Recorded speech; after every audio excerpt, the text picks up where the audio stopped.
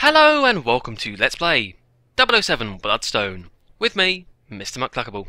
In the last episode we travelled here to Monaco, here at Stefan Pomerov's mansion and casino.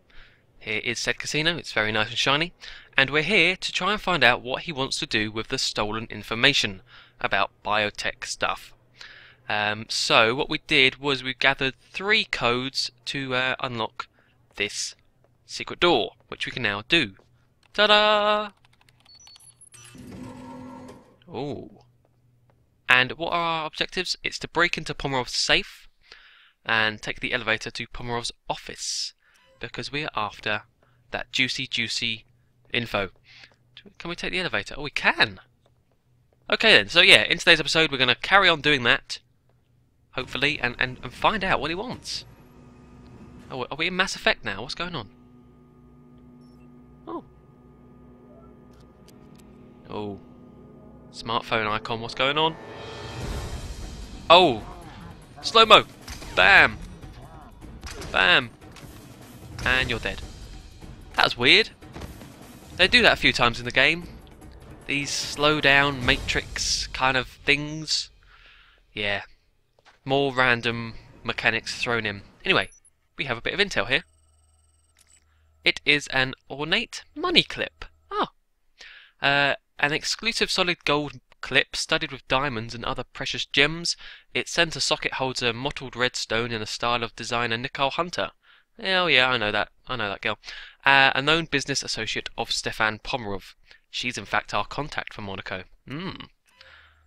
Anything else here that we can use? Ammo. That would be nice. So I was Vault, please.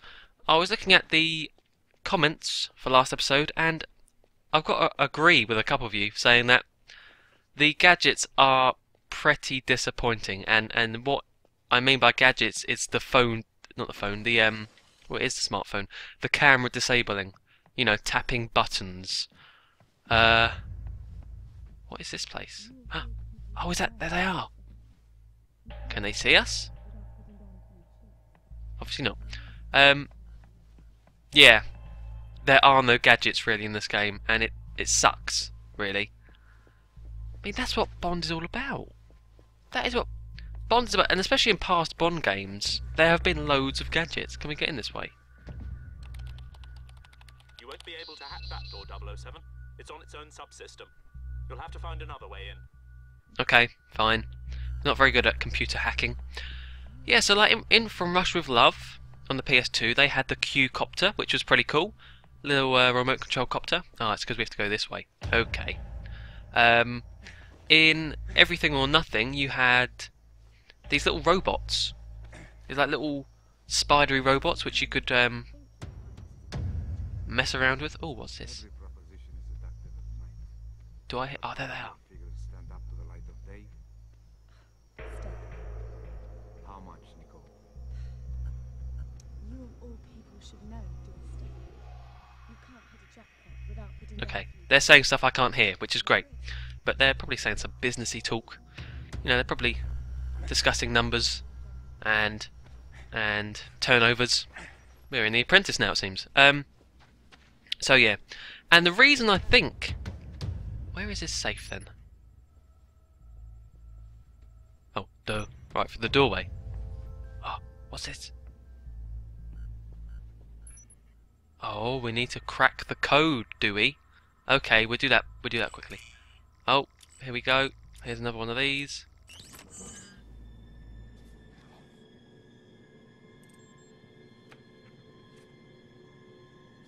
What was the nature of this research?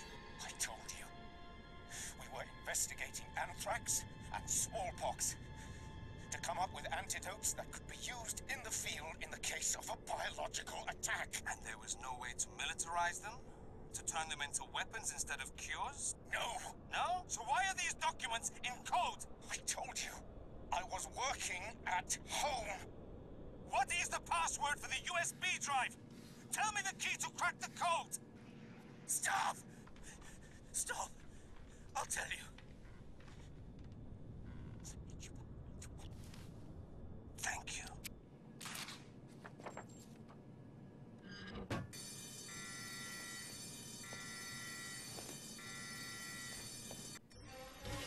Oh dear.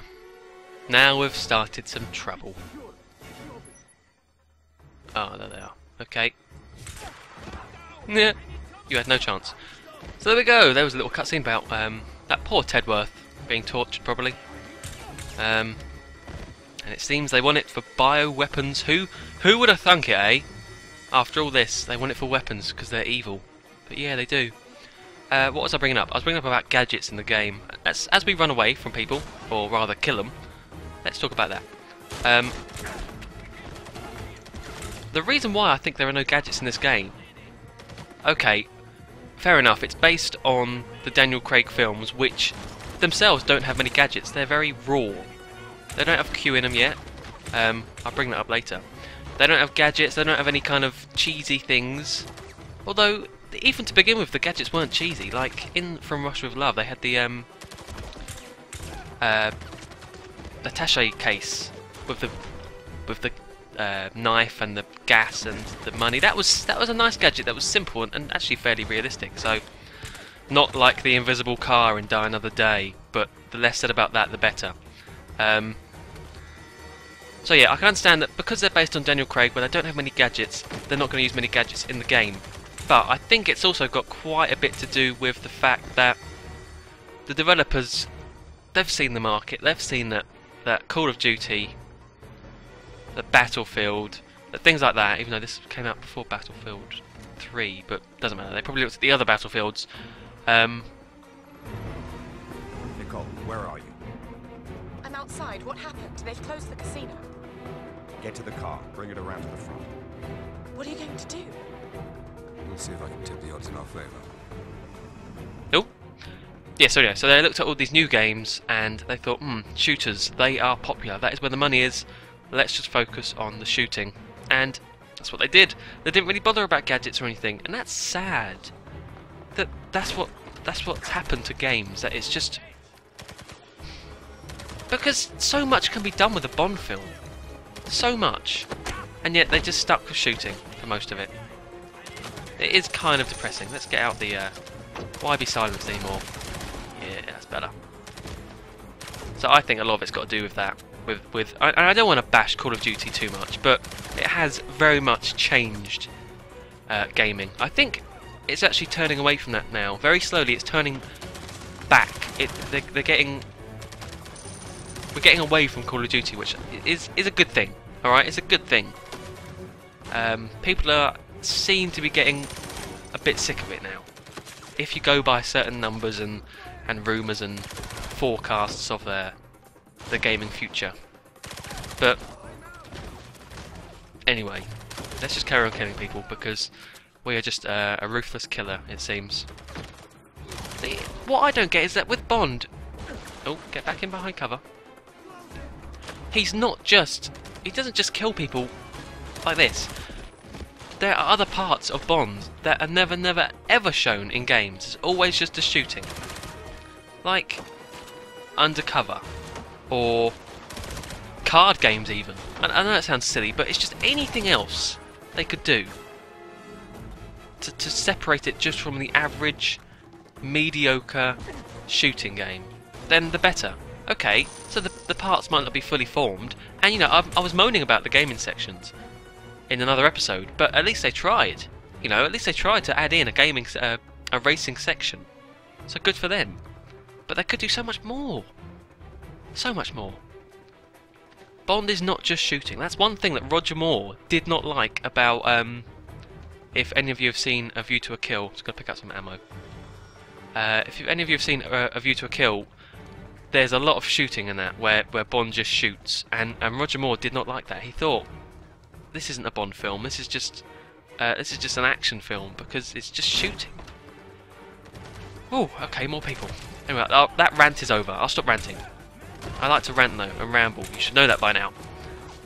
Moving on.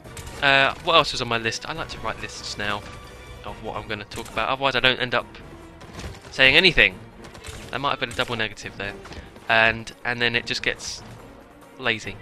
So I've written down here about Skyfall. Yes, in an earlier episode I said I was going to watch the Skyfall trailer again and discuss that. And guess what? I've done just that. So Joe, what? Let's use some of these focus aims. Bit of a waste on you. You were quite close. So I watched the Skyfall trailer,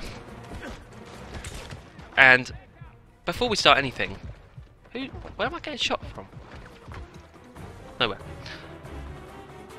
The trailer's good, apart from the fact that why is it that trailers now have a common rule, which is they have to have cuts and fades to black every second. It's like flash of image, boom, boom, like a pulsating black thing.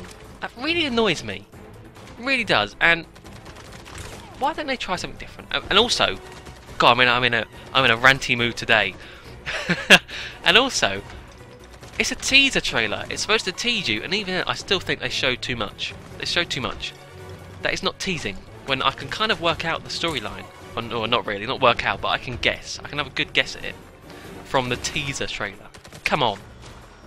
I mean, even trailers, normal trailers shouldn't show that much. Okay, honestly, I will stop moaning now. I promise. So yeah, I really did like the trailer. Actually, no, I was looking at my list. I'm going to moan a bit more later on. But we'll get there. We'll cross that bridge when we get to it. So the trailer's good. I like the trailer.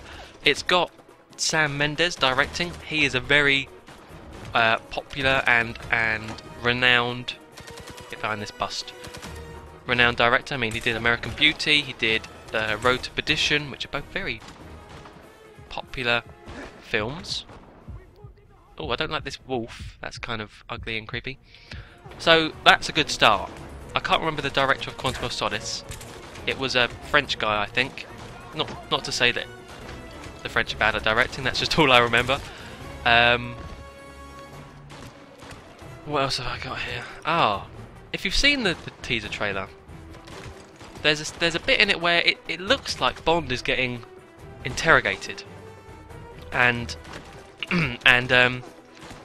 that is quite interesting to me. I like that aspect of it may be completely wrong, but if that is the case where Bond may be on the bad side, not on the bad side, but he may have done something wrong, and he's a danger now to MI6.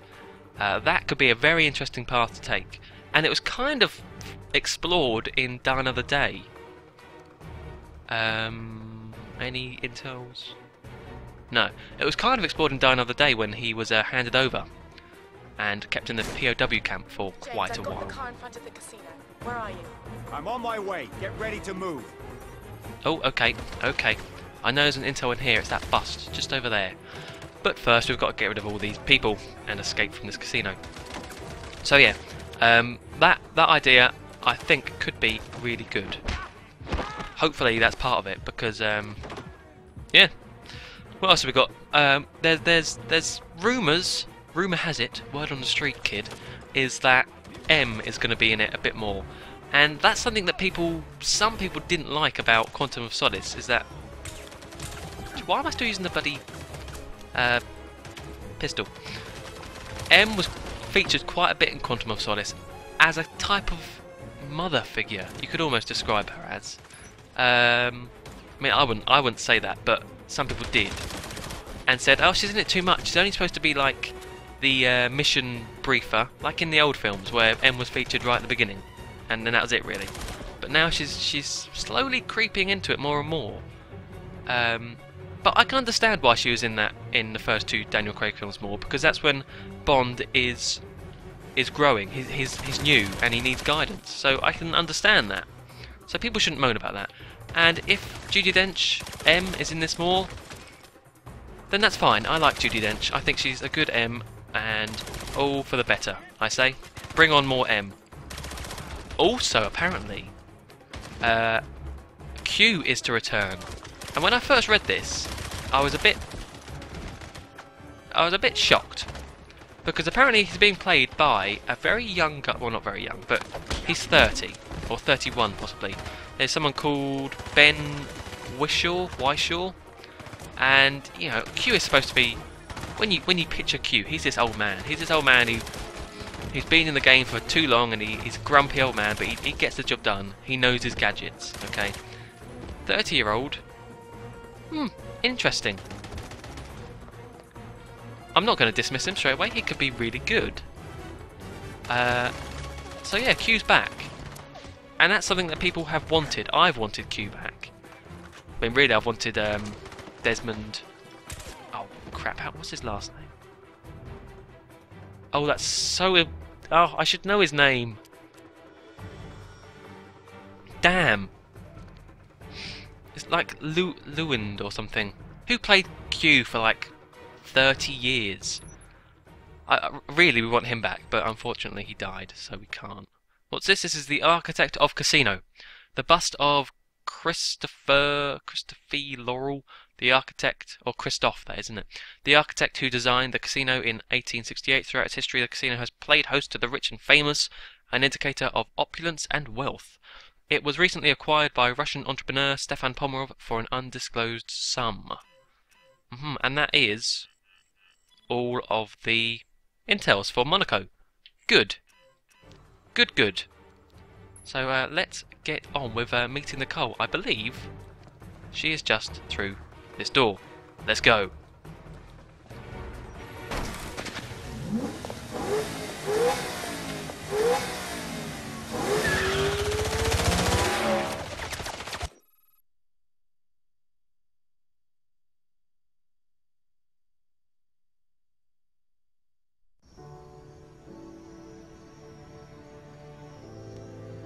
Here, see if this is dry enough for you. What are you drinking? Same thing, straight. I was never one for girly drinks. Bond, are you there? Yes, Em. Right here. Nicole, do you mind if 007 and I speak privately for a moment? This is a need to know. Of course, no problem.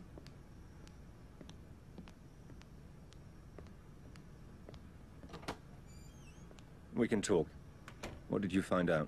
We've translated all the documents you photographed in Pomerov's office this afternoon. It appears that most of them were invoices for highly sophisticated chemical manufacturing equipment.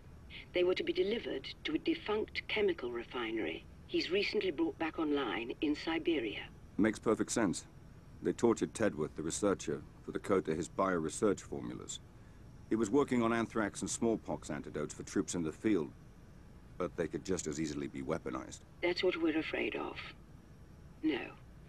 That's what the whole world is afraid of. You've got to get there.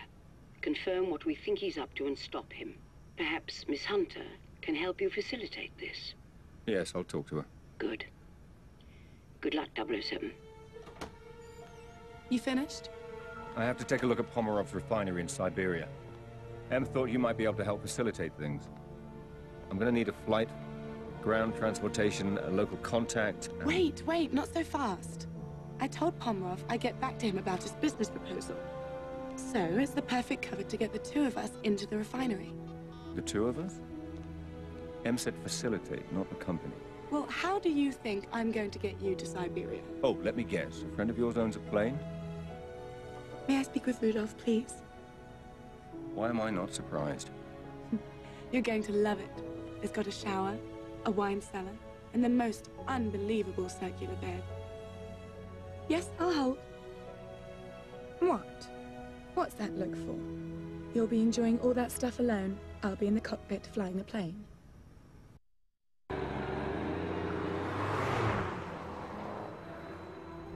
Kind of your friend Rudolph to lend us his car. You sure he won't mind? He's got 6 of them. He won't miss it. What else are you going to spend your money on up here, aside from diamonds and wristwatches? Are you sure you want to go through with this? I just can't believe Pomerov would be involved with something evil. He's always been like an uncle to me. The entrance to the refinery is up ahead. Just do as I told you. Follow the plan, and we'll be all right. This isn't all fun and games. You really think they're going to believe that you're my bodyguard? I think they'd be more suspicious if you didn't have a bodyguard. Yeah. It's Russia. You're nobody without one. Good. Put on your best attitude and sell it.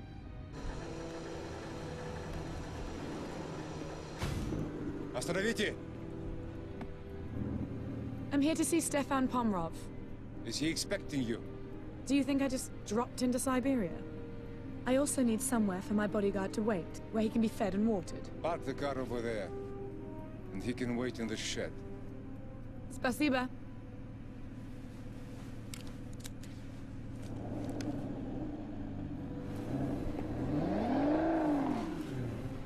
All right, I'm going to give you 5 minutes to get into Pomerov's office before I start causing trouble. I can live with that. That's the idea.